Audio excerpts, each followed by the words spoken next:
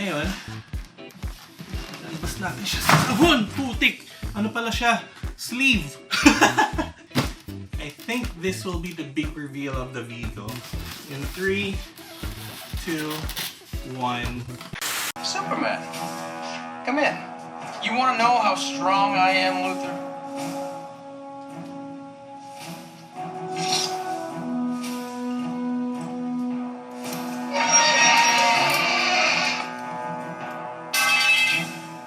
You want to know how fast I am?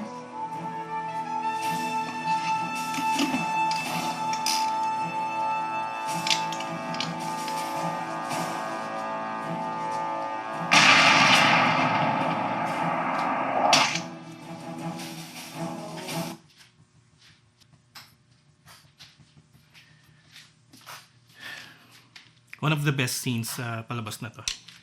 Lois and Clark. Parood niyo na ba yan?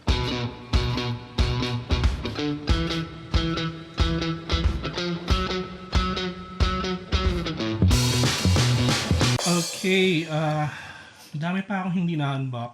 Meron tayong Han Solo and Chewbacca Hot Toys, yung unang-unang labas.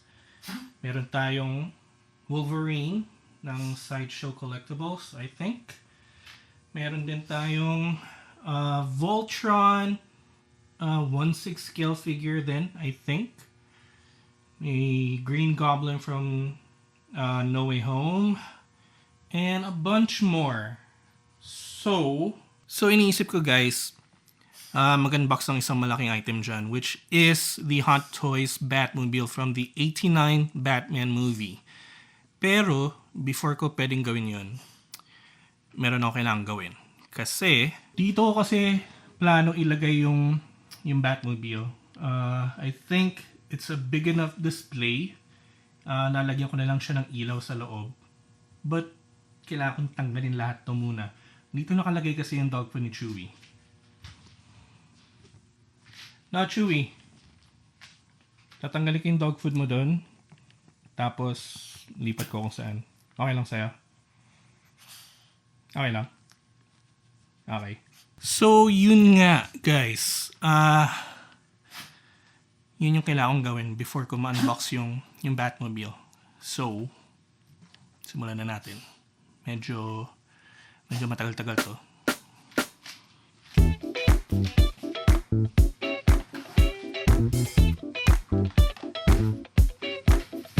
Wala na palang laman to. Nespresso.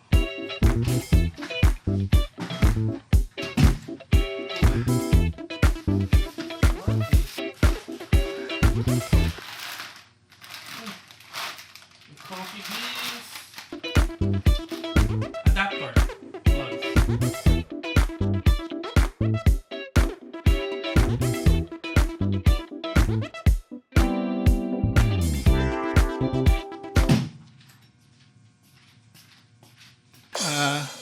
Dito naman.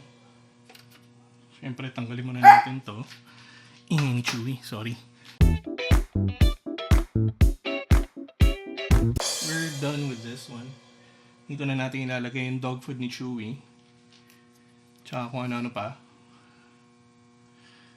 Yeah.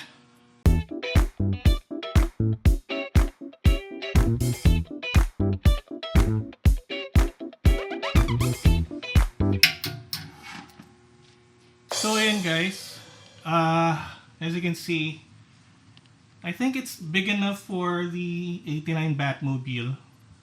So, ayusin ko lang itong mga to, and then, we're gonna start unboxing. Sa totoo lang, especially, hindi choosy purely, alam mo yun, choosy ka na. Because when you're aging and you're you know, Break time. Break time, nanonood ng vlog ni Marco Mars. So, guys, we are done with all the kalat. Tapos na natin tanggalin yung mga kalat dito sa taas. We're still going to unbox the 89 Batmobile from Hot Toys. Pero gusto ko lang kayong i-update kung ano pa yung mga bala ko ditong gawin sa room ko. First, tatanggalin na natin tong couch na to. Ililipat natin siya doon, dito, sa harap ng table na yan. And papalitan natin ang panibagong display cases na ganito kalaki. I think, tingnan natin kung kasya dalawa. I-measure ko pa yan. Kailangan kong bumili ng sarili kong tape measure. Take note, John, buy yourself your own tape measure. Pero bukas hiram tayo ng tape measure sa baba. Kaya ako rin gustong bumili ng panibagong display case kasi tingnan nyo naman, ang dami ko pang i-display na figures maliban dito sa Batmobile na to. Meron pa akong isang Batmobile na nabili ko sa Toy Kingdom sa Greenbelt. So, i-unbox din natin yan. And doon ko balak ilagay sa taas ng display case na ganyan. Most probably ganito kalaki. And tingnan nyo naman guys, hindi naman kaintindihan yung display ko dito. May Funko Pop, may mga kung ano pang Spider-Man. Ito lang yung maayos na display dyan Pop Mart na na Batman na collection with Teenage Mutant Ninja Turtles sa likod. Ito, hindi maayos, naghahalo na Transformers, Flash, Rocketeer, and nabili ko sa Busan, which is cool. And with that, it's time to unbox the Hot Toys 89 Batmobile. Raw unboxing. Walang cinematics. No judgment, guys. Na dito nakapatong yung mga lens ko. Mic, external hard drives. More mics. Another mic. No judgment. No judgments. Pero ngayon, the star of the video.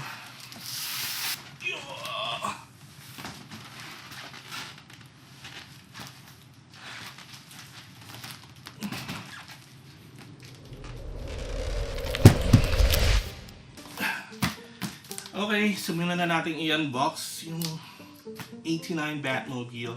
Mga medyo sa details. Yung top ng box may bat symbol and nakalagay Batmobile MMS 69416 scale collectible vehicle.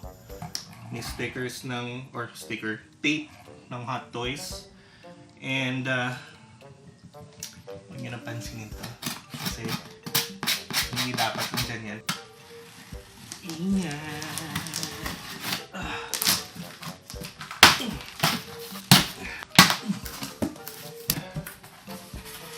Oh shoot!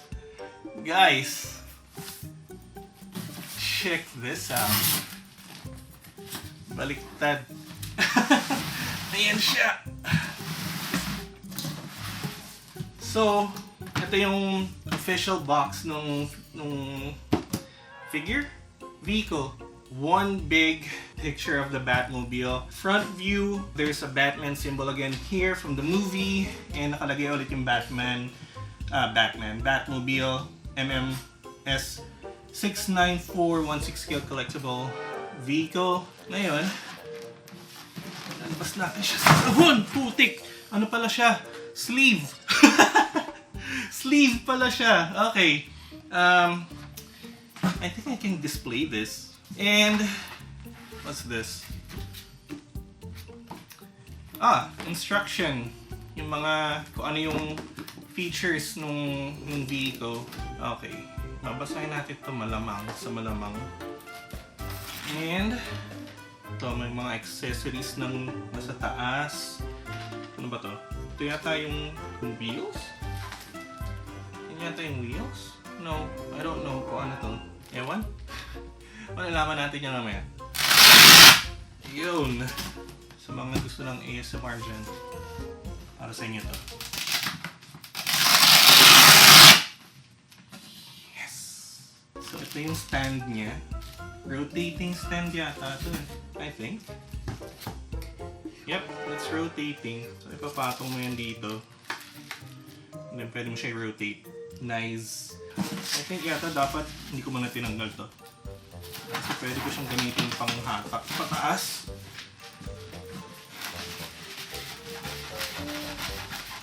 Huwag ka mahuhulog!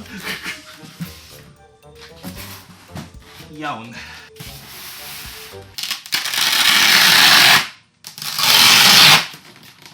Yes. I think this will be the big reveal of the vehicle. In 3, 2, 1. Holy crap. And there he is, guys. Holy crap, ang laki! Oh my gosh! So, what's this? Kailangan natin basahin talaga yung instruction manual niya, guys, kasi ayoko siyang masira. So, I think accessories to. Ito yata yung lumalabas sa gilid. Kung napanood niyo yung movie, I'm sure naaalala niyo yung scene na may lumabas sa gilid ng vehicle niya. Tapos, sa Batman Returns yata yun. Tapos, kinutdown niya yung stilts nung kalaban. I think ito yun. And this one is, cover nung machine gun dito sa harap. Meron ba sa ilalim nito? Wala. Alam ko na bubuksan to. Paano binubuksan to? Like lang ha. Then pull the canopy in the indicated direction to detach it as shown. Ano yung pinipress? To? Oh, there we go! Nice! Tapos alam ko pwede mo ilagay yung figure sa loob. Kaso, I think it's not advisable daw kasi medyo tight fit. So hindi lang natin gagawin yun. Di-display ko na lang siya nakatayo katabi to. Alam pa nabubuksan na yung trunk. Oh shit! Oo nga! Ayan! Labas muna natin to. Oh my god! Oh my gosh! Oh my gosh! Guys, check this out.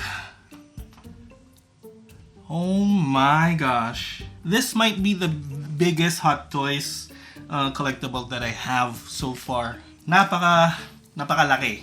Kung nagpo-workout ka, pwede na pang bicep curl. Ganun siya kabigat. Lagyan natin yung takip ng machine gun.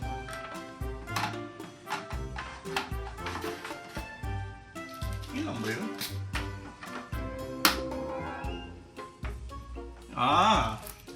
Okay. So, hindi siya yung guys. May left and right siya. Kaya pala kanina, ang dali kong tanggalin to. Hindi kasi dumidikit yung magnet, hindi naka-align. So, ito. Narinig niyo yan. Magnetized na siya. Ito yung itong accessories na to. Ito. Pakita ko sa inyo close up. Ayan. Ito yung pang-angat ng mga magnetized parts ng car. And this is a hook, a grappling hook. Yung sa movie, sa part 1 specifically, gagawa siya ng tight turn. Pero since malaki at mabigat nga yung car niya, he fired a grapple hook sa isang poste and yun yung ginamit niya pang tight turn. So to demonstrate, ganito siya. Tadan! Oops. Yan. Tadan! Paano iangat yung machine gun?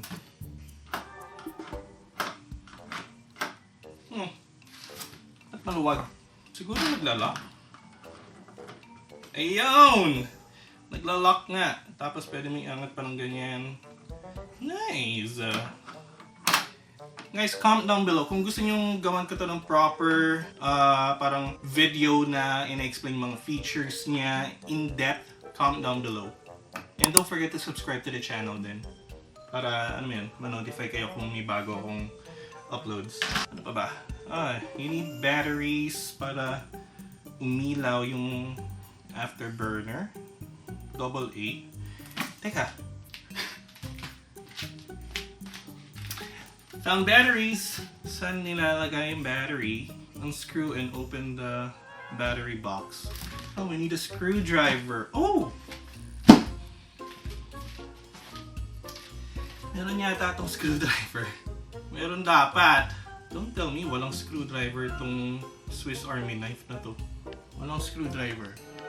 So, hindi natin magagawa yung sa battery.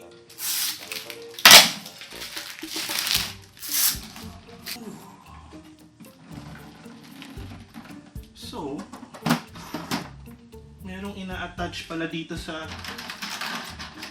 pintuan. Kailangan yata dito muna. Bago dito.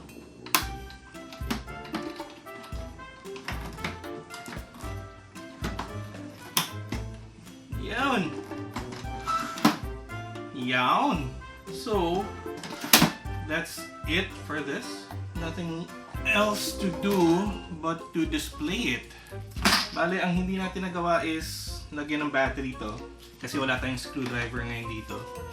Pero, gagawin natin yan. Siguro sa proper video nito, yung features video. So ngayon, we need to put this up sa display dun sa taas.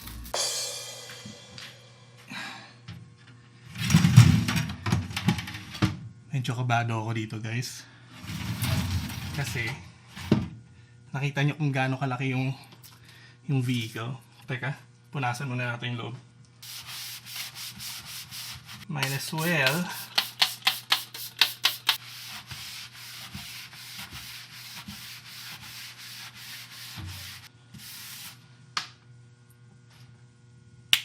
medyo kabado ko, guys. Baka parang hindi kasya. Gusto ko sanang ilagay ito kaso tingnan ko muna kung kasya.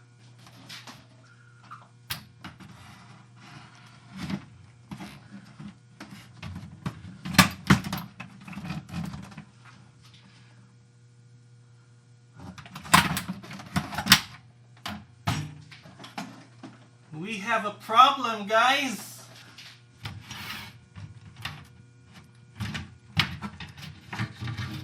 Scratch that. We don't have a problem. Pwede palang tanggalin. There we go.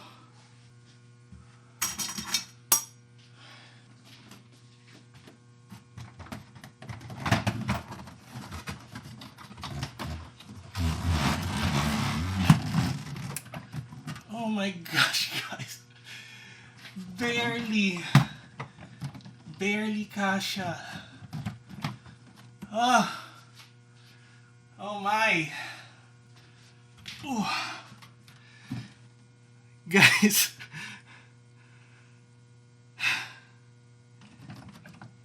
Hindi siya kasha. Ito na yung sagad. Hindi ko rin malalagay yung rotating table niya kasi ito na, nasa labas siya. Ibig sabihin, hindi ko na rin malalagay yung cover nito. Kailangan talagang bumili ng bagong shelf, guys, kasi kung may bagong shelf na ako, mas ma-display ko siya. Nakapatong siya sa ibabaw ng shelf. Dito, bitin siya. Pero guys, I have a surprise for you. Nakahanap ako ng screwdriver and umilaw ba? Ayun, umilaw. Hindi kita. Teka. Ayun. Yan umiilaw. Okay. Dito na muna siya.